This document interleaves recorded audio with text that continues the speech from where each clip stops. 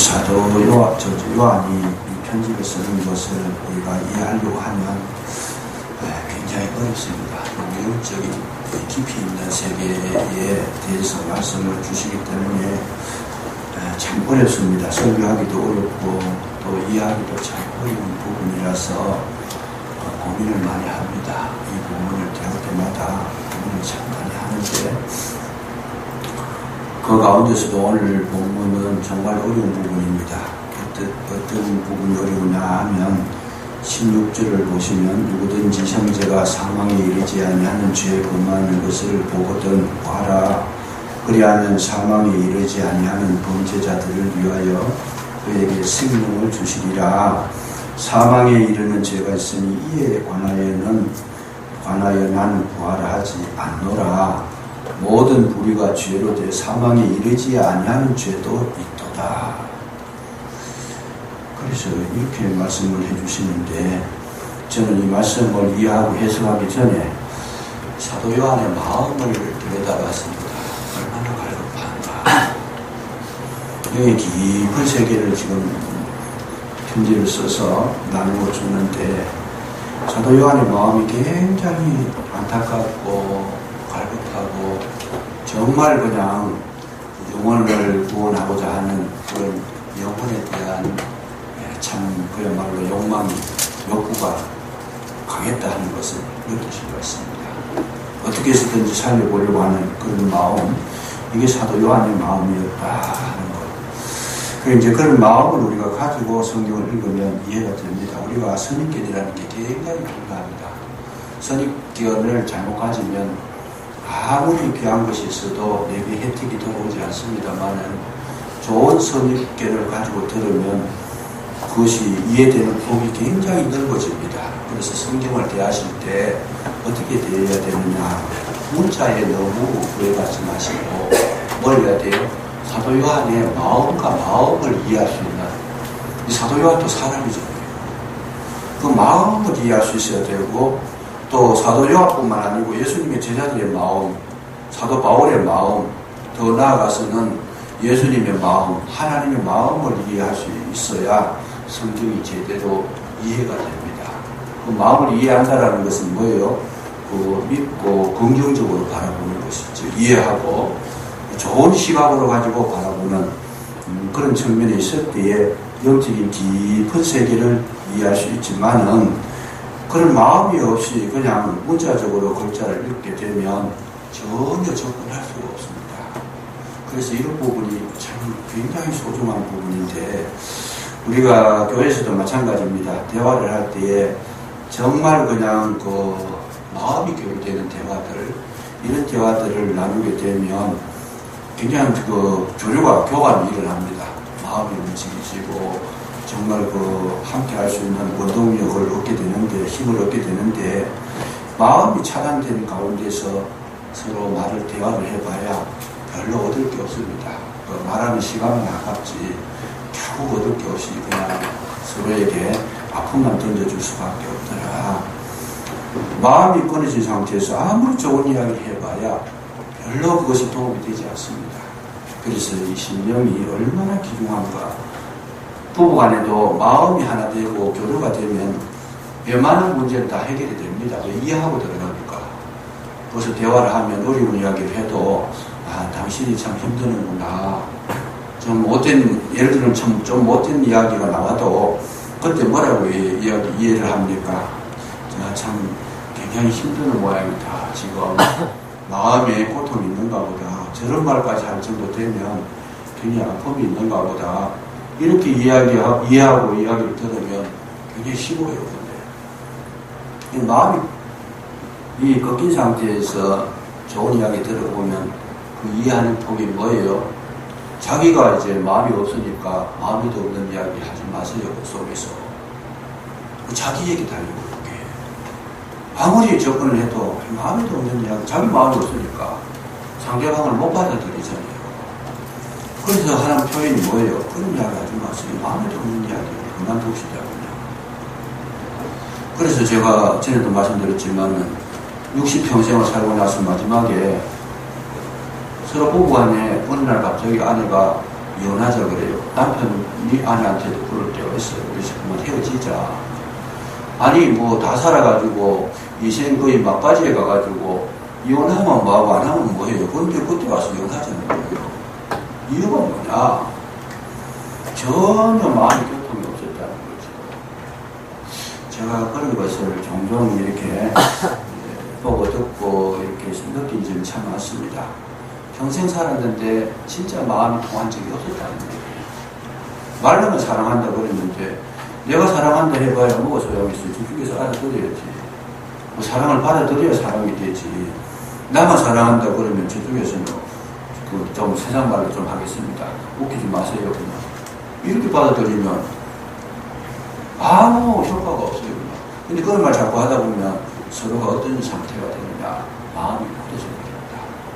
마음이 굳어져 버립니다. 그래서 교류가 안 되는 그런 말들은 오히려 더 악화시키는 거예요. 더 악화시키고 더 못하게 하고.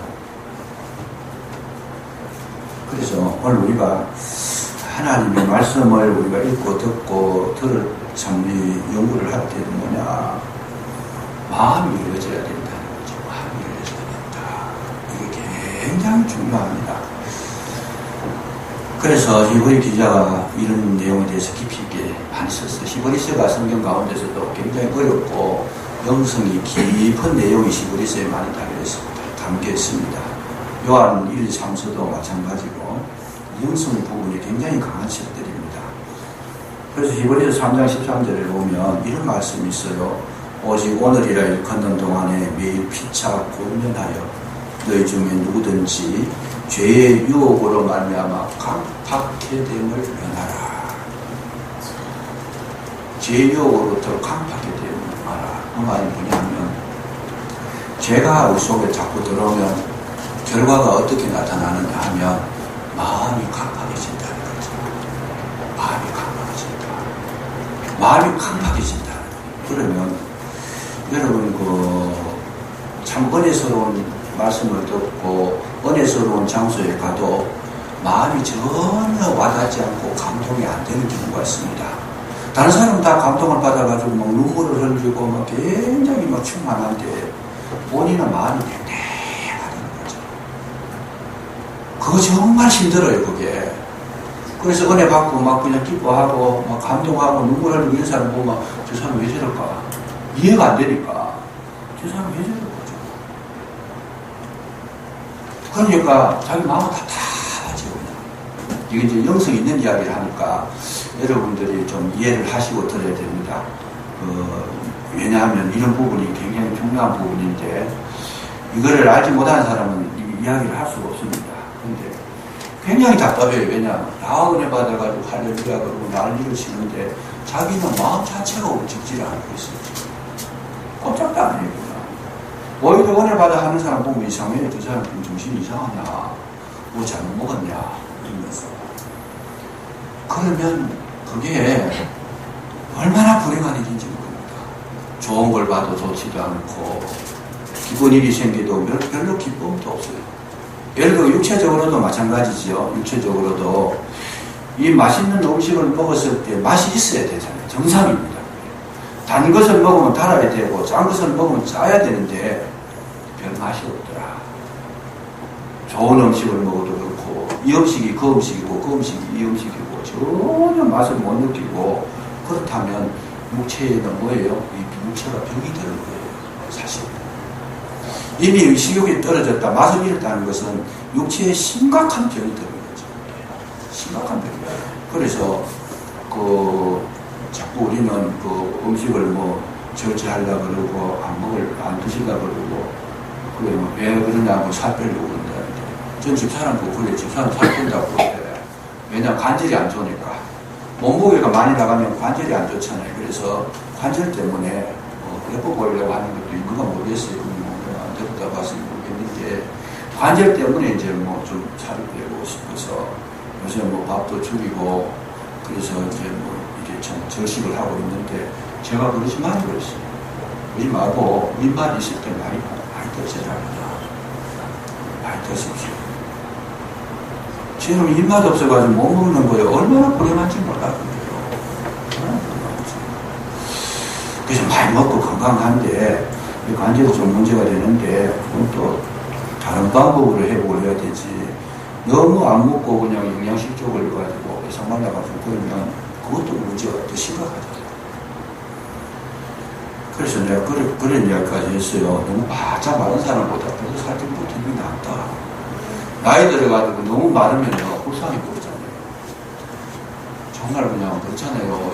바짝 마르가지고 그냥 뭐 뼈하고 가죽하고 붙어가지고 저분이 걸어가는지 뭐 날아가는지 모르면 참 안 됐잖아요. 그런데 그래도 살이 좀 많이 있으면 있어 보이고 좋잖아요. 없어도 있어 보이고. 집사람하고 저하고 늘 하는 이야기 똑같은 이야기를 합니다. 우리는 밥이 없어가지고 굶어 죽어도 누가 굶어 죽었다고 안 해요. 저 사람들 굶어 죽으면 말도 안 해요. 우리 눅눅하잖아요. 그래서 너무 그런데 얽매이지 말고 식사할 때 맛있을 때 제가 왜 이런 이야기를 하냐 하면 여러분 못 먹는 자의 심정이 얼마나 답답한지 모릅니다. 말씀을 들었는데 그게 은혜가 안 되고 이해가 안 되고 마음이 자꾸 굳어지고 감각이 없고 마음이 차츰 더 식어지면 그만큼 답답한 게 없어요. 세상에. 영적으로 말이에요. 육신적으로도 그런데 예를 들어서 설명한 거고 영적으로도 그래요. 영적으로도 말씀을 못 먹으면 이 은혜를 못 받으면 성령의 역사하심을 힘입지 못하면 말씀을 들었는데 깨달음이 없다라면 이거는 정말 그냥 정말 괴로운 일이잖아요. 정말 괴로운 그런 것을 안 겪어본 사람은 잘 모를 거예요. 다 은혜 충만한 사람분들은 뭐 그런 일이 있느냐 그렇게 말씀하시겠지만 저는 그걸 압니다.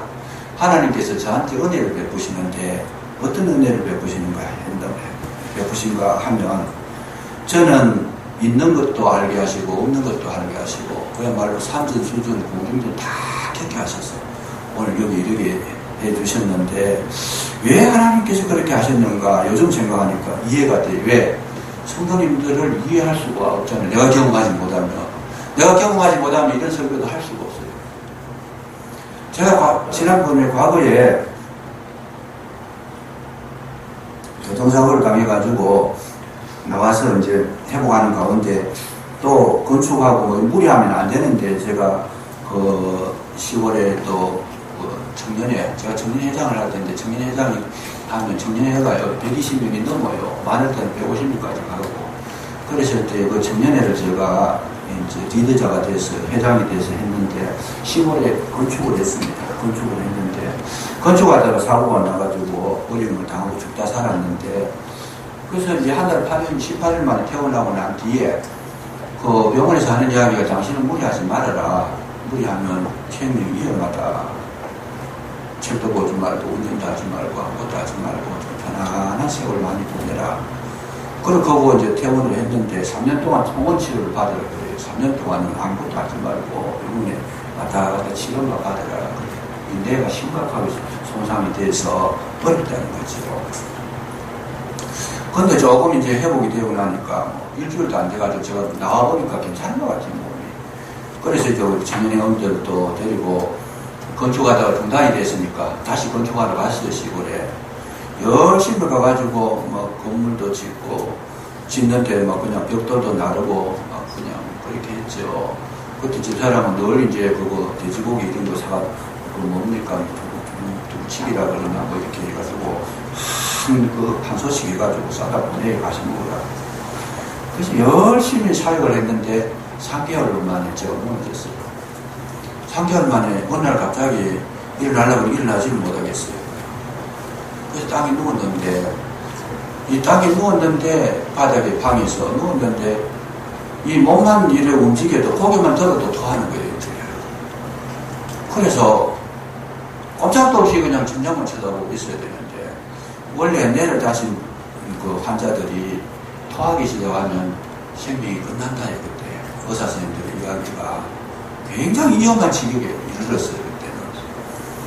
그래서 누워가지고 일하지도 못하는데 또 먹지도 못해요. 아무것도 못 먹었어요. 그 지경이 되니까 저를 사랑하는 그 목사님이 이제 담당 목사님이 오셔가지고 제 옆에 누워서 내가 누워있으니까 너무나 마음이 아프니까 기도를 하시더라고요. 기도하러 오실 때 뭐라고 했는가 하면 이 안주머니에 대고 사지서를 써가왔어요. 하나님께서 만약에 제가 그때 집사를 했을 때니까 이 집사 살려주지 않으면 제가 목사직을 내려놓겠습니다. 사표를 나한테 보여주는 거예요. 사표를 보여주면서 이 집사님 힘내세요. 이 집사님 안 일어나면 다 목사 안 합니다. 이렇게 하고 이제 옆에 누워가지고 제가 이제 움직이지도 못하고 누워있으니까 같이 누워가지고 손잡고는 기도를 하시는 거죠. 하나님 내 사표 지금 써가다닙니다. 이 집사 이렇게 주십시오. 그랬을 때 제가 그때 뭘 느꼈는가 하면 제가 믿음이 하나도 없었어요. 믿음이 하나도 없어가지고 정말 정신만 뭐 오락가락 하는 상태인데 믿음이 하나도 없어가지고 제가 속으로 뭐라고 생각했는가 하면 아이고 목사님 그렇게 기도한다고 됩니까? 하나님께서 뭐 살아계시면 뭐 그런 기도를 들어주시는지 모르겠는데 내가 어디까지 떨어지면 거기까지 떨어진 거예요. 아니, 목사님 거기 헛수고하지 마세요. 그냥 속으로 헛수고하지 마세요. 뭐 그런다고 됩니까? 제가 믿음이 완전히 바닥에 나버렸어요. 완전히 바닥에 나가지고 술만 붙어있으니까 그게 20일 동안 못 먹었어요. 아무것도 못 먹고 제가 금식 일주일은 들어 해봤는데 20일은 그때 참 본의 아니게 타이로 하나님께서 그렇게 만들어가지고 20일 금식을 해봤습니다. 그러니까 이 사람이 눈동자는 뭐 이렇게 살아 움직이지 몸은 거의 죽었거든요.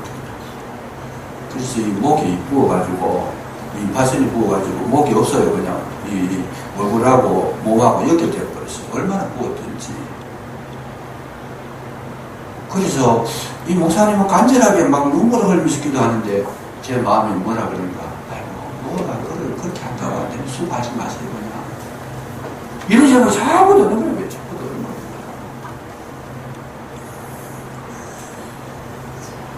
그래서 그 시간을 제가 참 분명히 기억하고 있는데 왜 그렇게 그런 시간이 있었던가 하는 거 이거를 제가 요즘 이제 가면서 느낄 수 있었던 것이 뭐냐면 그 다음에 이제 뭐 한 20일 지나고 나서 제가 링게를 한 대 맞고 그리고 다시 이제 그 마음에 하나님께서 제가 뭐 기도하려고 한 것도 아니고 마음에 감동을 주시더라고요. 어떤 감동을 주시는가 하면 20일이 딱 지나고 나니까 하나님께서 내한테 기도할 수 있는 마음을 주시더라고요. 기도할 수 있는 마음을 주셔가지고 일어나지도 못하는데 제가 억지로 일어나가지고 앉아있지를 못하니까 그 옷걸이가 있어요. 방 구석에 옷걸이가 있는데 옷걸이를 붙잡고 안 넘어지려고 근데 누워서 기도하는 게 죄송스러워서 앉아서 기도해야 되겠는데 앉으면 쓰러지니까 옷걸이 그걸 구석에 있는 옷걸이를 잡고 내가 기도를 하고 주물주물 하니까 집사람이 들어오더니만은 나중에 그 얘기를 해요. 이제 가는가 보다. 하나님 앞에 가는가 보다. 그렇게 생각했대요. 그때는 이제 마지막으로 이제 기도하고 가는가 보다. 이렇게 생각했는데 그때 간절한 마음이 생겨. 하나님 이 몸이 다시 회복이 되면 주님 원하시는 대로 제가 순종해서 살아가겠습니다. 이렇게 했더니 하나님께서 신기하게도 그 기도하고 난 뒤에 식욕이 땡겨요. 그냥 먹으면 좋아했는데 토하는 것도 없어지고 식욕이 땡기는데 뭐가 제일 좋은가 하면 그 조기가 있는데 조기 살이 그렇게 맛있어요. 그냥 이 사람이 맨날 서울시장 가서 조기 사다리 바빴어요. 병원에 있을 때는 도가니탕 사나르기 바빴고 그래서 제가 회복이 이제 됐는데 그걸 먹고 점차 회복이 돼가지고 굉장히 건강하게 이 붓기도 빠지고 저절로 병원에도 안 갔어요. 근데 병원에는 갔는데 병원에 가보니까 병명이 없다고 그래요. 영남대 병원에 가서 하루 종일 피를 빼고 온데 검사를 다 했는데 원인이 없다고. 그래서 20일 동안 지나고 나니까 이 붓기도 빠지고 사람 정신이 들어오고 또 밥을 좀 먹고 또 죽이지만은 좀 먹고 이러다가 회복이 됐습니다. 그랬을 때 제가 지금까지 제가 느낀 게 뭐냐 하면 여러분 믿음은 하나님 주셔야 되는 줄로 믿으시기 바랍니다. 그때 제가 깨달은 게 뭐냐 하면 믿음은 내 거 아니더라고요. 내가 잘 믿어주고 잘 믿어지는 게 아니더라고요. 그래서 에베소서 2장 8절에 나온 말씀이 절실하게 깨달아지는 거예요. 그 은혜로 말미암아 믿음으로 얻는다는 것은 너희에게서 난 것이 아니고 하나님은 뭐예요? 성령이 되었습니다. 철저하게 깨닫고 제가 요즘도 그래요. 뭘 하면 믿음은 하나님께서 주시는 거다. 아멘. 절실하게 깨달았습니다. 기도할 마음을 하나님께서 주시는 거다. 아멘. 바닥까지 내려보내가지고 그래서 은혜를 받지 못하는 상태에 있을 경우를 제가 생각해 봤습니다. 이런 상태이구나. 그래서 성도님들을 제가 이해를 합니다. 얼마나 은혜가 안 되면 뭐 말씀을 들어도 감각이 없고 기도를 해도 느낌이 없고 뭐 마음이 굳어져 버렸다는 거죠. 마음이 은혜가 떠나가 버리면 굳어진다. 근데 오늘 본문에서는 보면 이 마음이 굳어져서 정말 그냥 하나님께서 회복을 시켜주시지 않으면 사망이 이르는 죄라는 거죠. 사망이 이르는 죄다. 이 마태복음을 가만히 읽어보시면 예수님께서 뭐라고 하느냐. 마태복음 12장에 누구든지 말로 인자를 거역하면 사심을 얻되 누구든지 말로 성령을 거역하면 사심을 얻지 못한다. 성령의 해방죄라는 거예요. 성령의 해방죄다. 예수님을 거절하면 용서받는데 성령을 거절하면 용서 못 받는다. 이렇게 기록되어 있는데 그게 뭘까? 말로 거역한 거는 말이라는 것은 그래요. 실수할 수도 있고 또 다른 말로 할 수도 있고 마음에 없는 소리도 할 수 있고 뭐 여러 가지 연약해서 할 수도 있는데 성령을 거역하면 해방죄다. 성령의 역사를 마귀의 역사라고 거절하면 성령 해방죄다. 그 용서함을 받지 못한다. 그 말의 의미가 뭐겠느냐. 이게 난해 부분입니다. 굉장히 어려운 부분인데 제가 연구를 하고 깊이 기도하는 가운데 깨달은 것입니다. 성령은 우리의 마음을 변화시켜 주시는 분이다. 아멘. 변화시켜 주시는 분이다. 근데 마음으로 하나님을 거역해버리면 돌아올 길이 없다. 입술로 했는 것은 돌이킬 수가 있는데 심령이 굳어져 버린 거, 심령이 완전히 그냥 강팍이 된 거, 심령이 하나님과 멀어진 거에 대해서는 이거는 회복할 길이 없다. 말이라는 것은 고치면 되잖아요. 그 심령은 은혜가 없으면 못 고친다는 거예요. 제가 믿음이 떨어졌을 때 하나님 은혜가 임하지 않으면 못 일어서는 거예요. 굉장히 중요한 내용이다. 그래서 우리가 기도할 때 뭘 기도해야 돼요? 성령의 충만함을 구하시기를 주의 이름으로 축원합니다. 성령께서 오셔서 내 마음에 감동을 주시고 은혜를 주시고 믿음을 주시고 내 마음에 기쁨을 주시고 내 마음에 긍정적인 마음을 주시고 이 내 마음이 부유해지면 모든 것이 다 은혜로 받아들이시더라는 거지. 마음이 싸늘하게 식어버리면 회복할 길이 없다. 회복할 길이 없다. 그래서 왜 그렇게 마음이 싸늘해질까? 아까 읽어드렸던 히브리서 3장 13절에 보면 오직 오늘 네가 일컫는 동안에 매일 피차 권면하여 너희 중에 누구든지 죄의 유혹으로부터 강팍하게 됨을 면하라. 마음이 왜 그렇게 강팍하게 되느냐? 죄가 들어가면 굳어진다. 죄가 들어가면 굳어진다. 심령이 강팍해진다. 그래서 내 마음이 싸늘하게 식어지는 이유가 뭐냐? 은혜를 받지 못하고 마음에 죄가 머물러 있을 때 심령이 굳어지더라. 그래서 우리는 뭘 해요? 히브리서 6장에 보면 거기에 자주 내리는 비를 흡수하여 밭갈기 주인이 쓰기 합당한 밭이 되고 채소를 내면 복을 받고 가시와 뭉티를 내면 저주함이 이른다. 이런 이야기가 있습니다. 그러니까 이 죄가 우리 속에 자꾸 생성이 되어 있으면 이 메마른 땅이 되어버리는데 은혜의 단비를 맞으면 이게 땅이 그냥 옥토가 되어버린다. 그래서 은혜를 받지 못하면 뭐가 돼요? 가뭄에 땅을 보면 알잖아요. 지난 여름에도 엄청 우리가 가물었잖아요.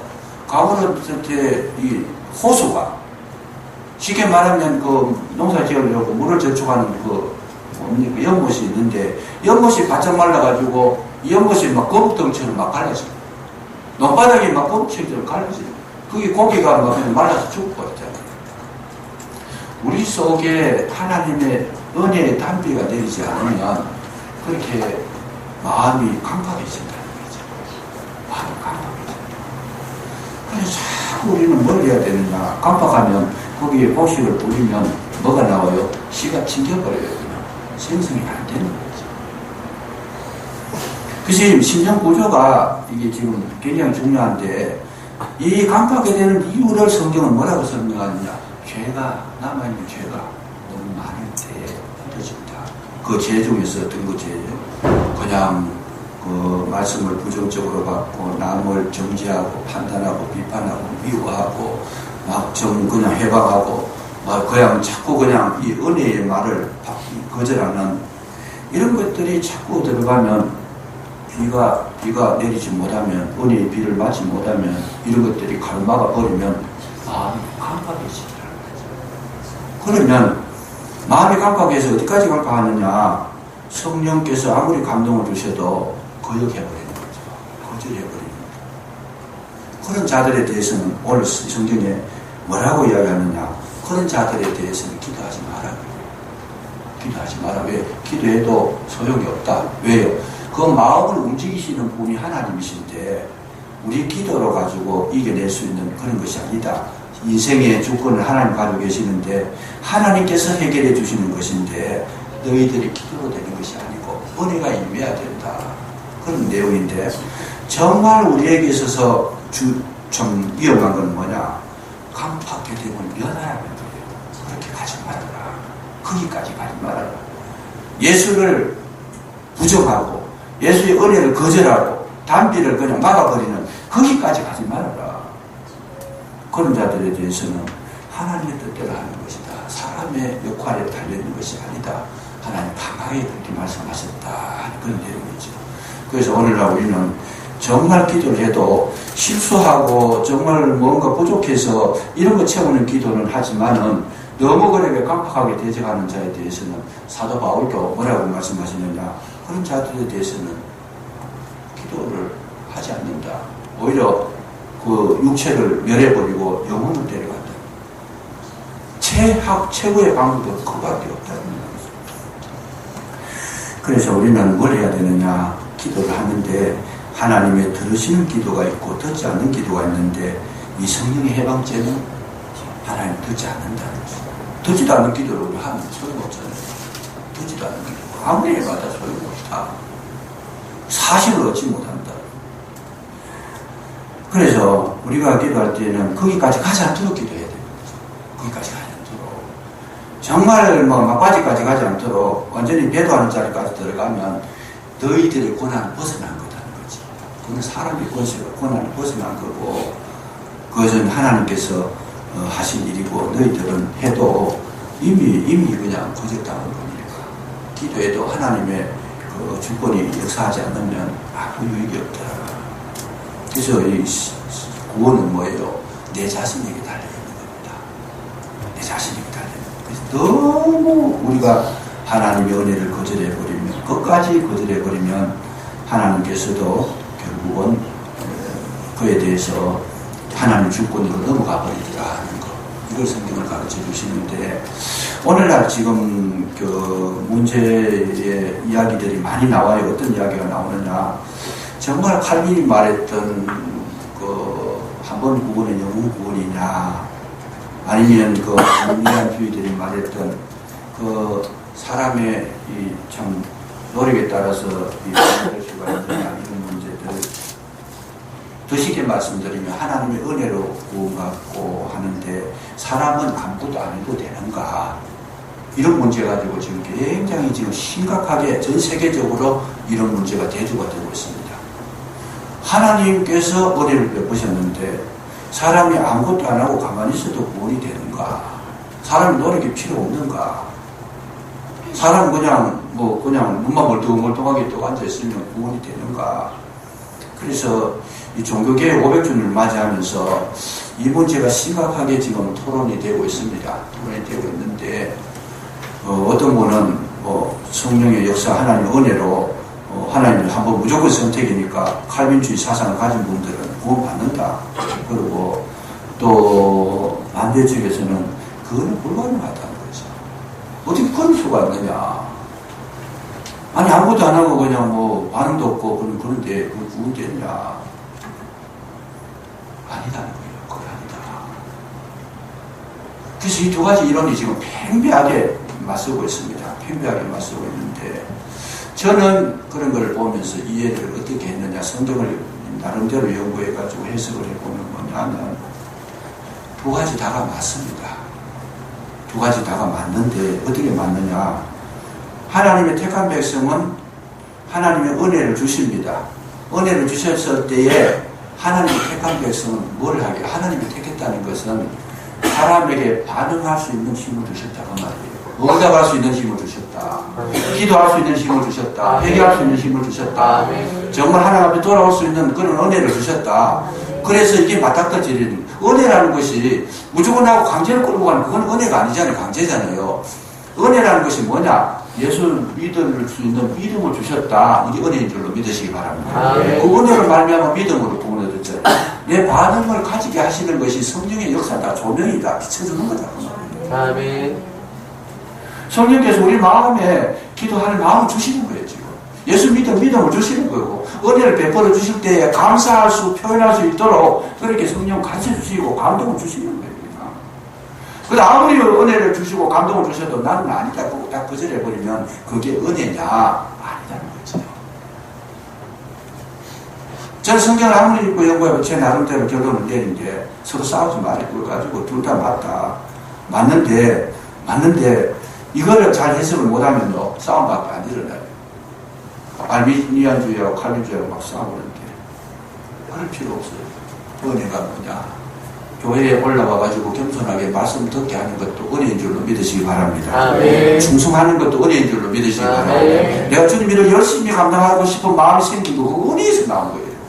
그래서 은혜에서 나왔을 때에 그 마음 주실 때 우리는 뭐 해야 돼요? 그 받은 은혜대로 순종하면 축복이 되고 거기에 참 채소를 내는 거잖아요. 채소를 내면 복을 받게 되는 줄로 믿으시기 바랍니다. 아멘. 이게 신앙생활이라는 거예요. 이걸 본문에서 그 얘기하고 있어요. 계속 거절하는 사람, 은혜가 없는 사람이에요. 은혜를 받아도 거절하는 것은 심령이 굳어졌고 이미 어둠의 세력이 작전 자죠. 해결할 수가 없잖아요. 그래서 성령이 임하시면요, 무슨 마음이 생기느냐, 찬송하고 싶고, 기도하고 싶고, 주님 앞에 충성하고 싶고, 봉사하고 싶고, 다른 사람을 사랑하고 싶고, 영혼을 위해서 참 긍휼한 마음이 생기고, 정말 우리가 땅끝까지 정인되고자 하는 거룩한 마음이, 열정이 일어나는 줄로 믿으시기 바랍니다. 이걸 위해서 기도하라는 거지, 이걸 위해서. 서로가 건면해주고, 힘을 실어주고, 우리 받은 은혜 소멸하지 말자. 우리가 이 은혜를 잘 갈무리해서 정말 아름다운 열매를 맺읍시다. 그러면서 서로 건면해주고, 서로 막 칭찬해주고, 서로 인정해주고. 그게 축복이라는 거죠. 괜히 남 그냥 빨아내리고, 막 험이나 잡고, 막 터집이나 잡고, 그런 게 아니고, 정말 서로에게 힘을 실어주고, 잘하고 있습니다. 열심히 합니다. 정말 고맙습니다. 감사합니다. 도와줄게요. 힘내세요. 막 떠밀어 줄게요. 그냥. 이게 은혜 받은 심령의 특징이다. 오늘 찬양하러 누구 나와가지고 막 칭찬해주고, 그거 좋은 거예요. 그게.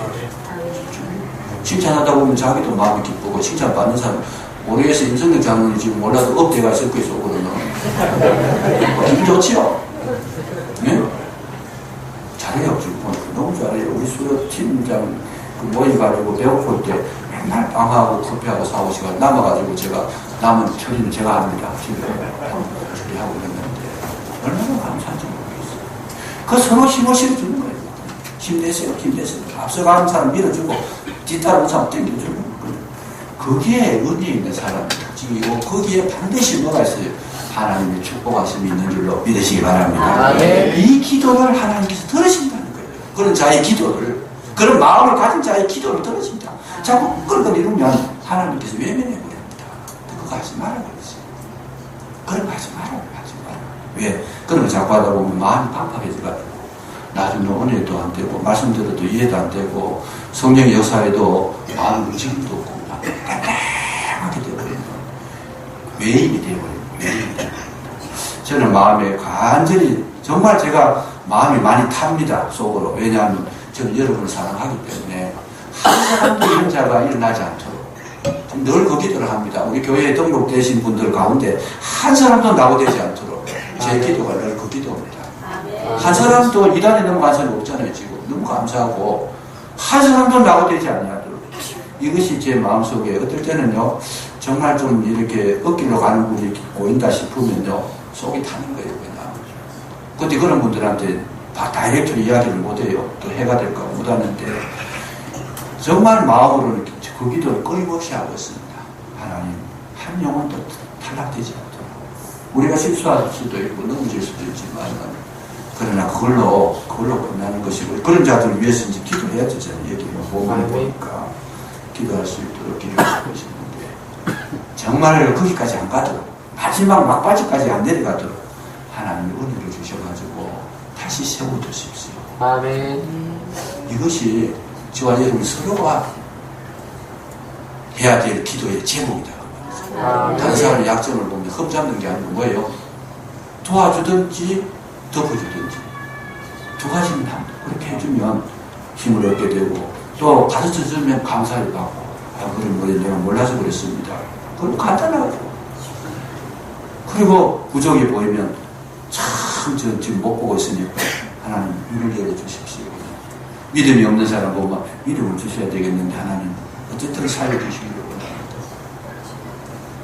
이 기도가 영성 있는 기도고 살아있는 기도고 하나님 기뻐하시는 기도인 줄로 믿으시기 바랍니다. 아멘. 사도 요한의 마음이 그거였어요. 맞아요. 그거였어요. 어쨌든 뭐 이런 마음들을 가진 것 자체가 축복인데 사도 요한의 그 마음에 간이 타요. 그냥 심장이 시커멓게 타요. 사도 요한을 보면. 그래서 이 편지를 쓰면서 이런 말을 하기까지 그가 참 마음 쓰고 있다는 것은 굉장히 사랑했다는 거죠. 그렇게 되기를 원한다 이게 아니고 그렇게 되지 않도록 기도하라 이 말이에요. 여기 뭐 그런 자들을 위해서는 기도하지 마라. 이 말은 뭐겠어요? 그 마음은 그렇게 바닥까지 내려가지 않도록 서로가 피차 건면하고 힘을 실어줘서 그런 지경에 떨어지지 않도록 하기를 원한다. 이게 사도 요한의 마음이었다. 그래서 이 성경을 읽으실 때 뭐 해야 돼요? 성경 속에 계시는 사도 요한의 그 마음을 받으시고 예수 그리스도의 영성을 소유하시고 정말 심령이 회복되고 여러분 삶 속에 기쁨이 넘치는 거룩한 은혜가 충만하시기를 주의 이름으로 축복합니다. 축복하겠습니다. 아버지 하나님 감사합니다. 오늘도 우리를 부르셔서 예배 자리로 오게 하셨사온데 우리가 기도해야 될 것이 무엇인지를 깨닫게 해주시고 진정으로 약한 자들을 위해서 마음 다해 기도할 수 있는 은혜를 더하여 주시고 우리가 강팍한 자리에 떨어지지 아니하도록 성령께서 역사해 주시기를 간절히 기도하고 원합니다. 서로가 서로에게 피차 건면해서 아름다운 심령 되게 해주시고 은혜의 마음이 되게 해주시고 서로가 서로에게 유익한 자가 되게 해주시고 정말 기쁨으로 함께할 수 있는 아름다운 공동체가 되게 하여 주시옵소서. 예수님 이름으로 감사기도 드리옵나이다. 아멘.